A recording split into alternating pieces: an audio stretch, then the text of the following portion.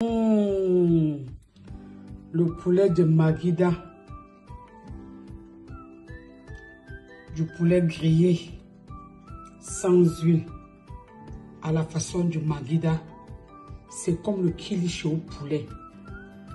La même composition. Essayez et vous me direz dans les commentaires. J'ai eu envie de manger les pilons de poulet. Et voilà comment je les prépare.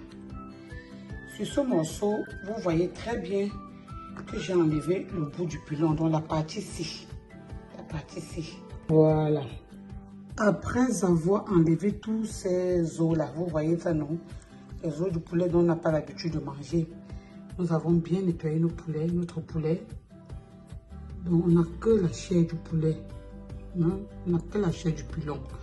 Nous allons mettre dans la macération de la moutarde à l'ancienne en graines. Très important. Nous allons apporter un peu d'huile de coco. Juste une cuillerée à soupe. Et nous allons mettre, n'est-ce pas, voilà, les épices comme chef. Ça, c'est une épice spéciale pour faire du poulet, pour griller le poulet. Très, très bon. Maintenant, le secret, pour ceux qui connaissent ça, c'est le tapioca. On va ajouter le tapioca là-dedans. On va macérer notre poulet avec ça.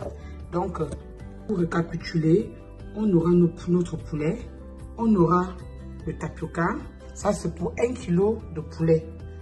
On aura une cuillerée à soupe de tapioca, une cuillerée à soupe d'épices comme chef, une cuillerée à soupe de la moutarde Dijon à l'ancienne, des graines, en graines, c'est ça, vous voyez. Et on va mettre aussi une cuillerée à soupe d'huile de coco. Voilà tout ce dont nous avons besoin pour macérer notre poulet. A tout de suite. Voilà, comme je vous ai dit tout à l'heure, nous allons mettre notre pilon dans une terrine comme ça. À ça, nous allons ajouter une cuillerée à soupe. Voilà, de la moutarde Dijon en graines, la moutarde à l'ancienne. Nous allons ajouter une cuillerée à soupe de tapioca. Nous allons ajouter une cuillerée à soupe d'huile de coco. Une cuillerée à soupe, oups, ça fait un peu plus d'huile de coco, ce que je ne peux pas remettre. Et nous allons mettre une cuillerée à soupe. Voilà, les épices comme chef sur notre poulet. Ils sont déjà salés. Voilà, et nous allons maintenant tout remuer comme ça. Pour que tout ça se mélange bien ensemble. Voilà. On prend la peine de bien mélanger comme ça. Voilà. Vous voyez, l'huile de coco nous permet juste de fixer les condiments sur le poulet. Et le tapioca donne un vieux goût à l'histoire-ci. Donc, ça fait longtemps. Je ne veux plus manger ça. J'ai eu envie de ce poulet aujourd'hui.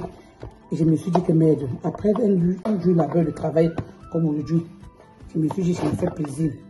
Voilà, on va laisser, n'est-ce pas, passer la nuit. Comme ça, demain, là, quand je rentre, ou même ce soir, après 3 heures du temps déjà, on peut déjà manger ça. On peut griller. Et on va le griller comme ça, sans huile. On peut le griller et on mange ça comme ça. Si on veut sans huile, sans complément, c'est très bon. Très, très bon. Pour ceux qui mangent trop pimenté, ils peuvent ajouter du piment ou à défaut, ils peuvent ajouter du cancan là-dedans. Donc, moi-même là, regardez, je vais ajouter un peu du cancan dans la farce. J'ai mis une demi-cuillerée à soupe de cancan. Ça ne va rien gâter, hein. Avec le cancan, c'est toujours bon. Donc, j'ai ajouté un peu de cancan là-dedans. Pour ceux qui mangent beaucoup salé, ils peuvent mettre un peu plus. Voilà la recette. Et après ça, on va faire griller au four. Ça, le tout est bon. Trop bon même. Je ne peux même pas attendre demain. D'ici 3 heures de temps, je vais manger ça. Vous voyez ce que je fais là. Hein? Comme j'ai envie de manger ça, pas demain, je veux manger ça d'ici 3 heures de temps. Donc j'essaie de fendre mon poulet comme ça là. Pour que les condiments entrent bien là-dedans. Bien, bien, bien. Et comme je vous ai dit, je ne suis pas obligée de manger ça avec un complément. Parce que ce n'est que du poulet. Il n'y a pas de graisse du poulet, il n'y a pas de graisse animale. Le seul gras qu'il y a là-dedans, c'est l'huile de coco. En dehors de ça, il n'y a pas d'autre gras. Il n'y a que l'huile de coco qui est dedans comme gras.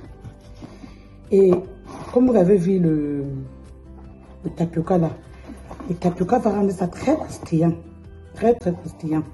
Si vous avez le tapioca blanc ou bien le tapioca jaune, c'est égal. Vous mettez. Et si vous n'avez pas l'huile de coco, un autre secret, ça va vous étonner, mais c'est un très bon secret. Mettez l'huile de palme. J'ai mis l'huile de coco parce que je n'avais pas l'huile de palme. Si vous avez l'huile de palme, c'est encore baissant. C'est encore mieux quoi, avec l'huile de palme.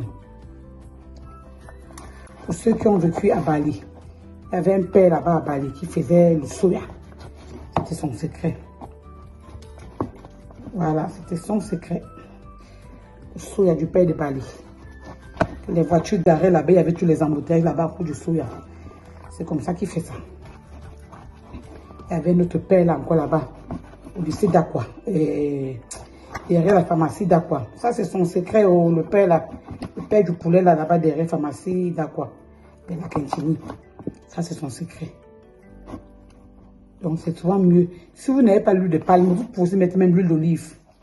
Mais l'huile de palme et l'huile d'olive ou bien l'huile de coco, ça passe très bien avec. Vous voyez, j'ai fendu ça comme ça là. En même temps, ça fait que les condiments entrent bien dans mon poulet. Et en même temps, ça fait que ça va vite cuire. Donc, dès que je veux mettre au feu là, j'aurai autour de 15 minutes pour manger ça. Voilà.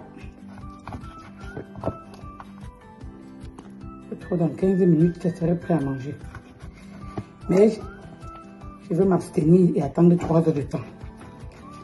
Si ton chéri a boudé ce matin et que tu sens que le gars là commence à faire des boudements gratuits là, fais-lui ça. Tu vas voir comment il va commencer à changer. Il va commencer à rougir à l'envers. Le gars qui rougeait rouge, maintenant il va commencer à rougir blanc. Le poulet va changer la donne quoi. Donc, essaie de faire ça pour lui. S'il ne réagit pas à ça, appelle-moi, tu me dis. Parce que là-dedans, il y a le cancan. Il y a les esprits de maman comme chef. Il y a tout. L'ancien goût du tapioca que tu connais, là, il y a ça dedans. Oh non, tu trouves ça comme ça, comme on fait souvent le gobelin. Hein? Le poulet, comme on fait souvent les traditions avec là.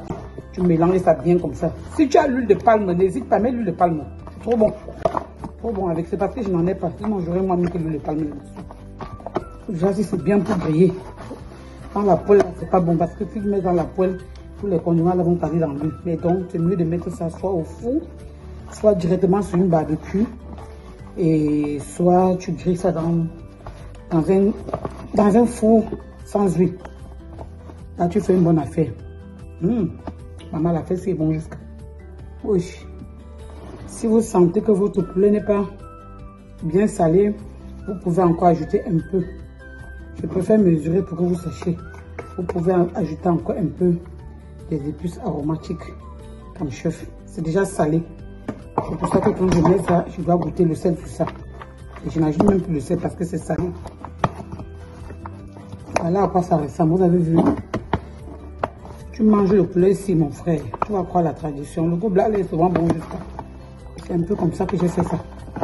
Je laisse reposer et après je vais passer ça à la grille.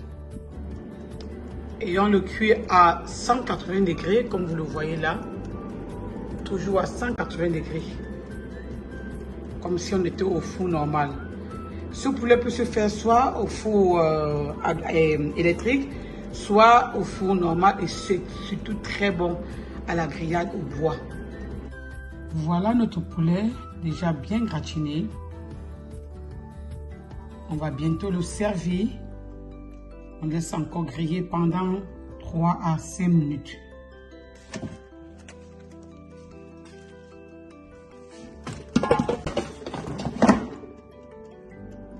Voilà notre poulet bien gratiné, sans huile. Ça, c'est le kilichi au poulet. C'est tellement bon. 0% matière grasse. Pour tout ce poulet, nous n'avons eu besoin qu'une cuillerée à soupe d'huile de coco. Bon appétit. À la prochaine. Bye bye.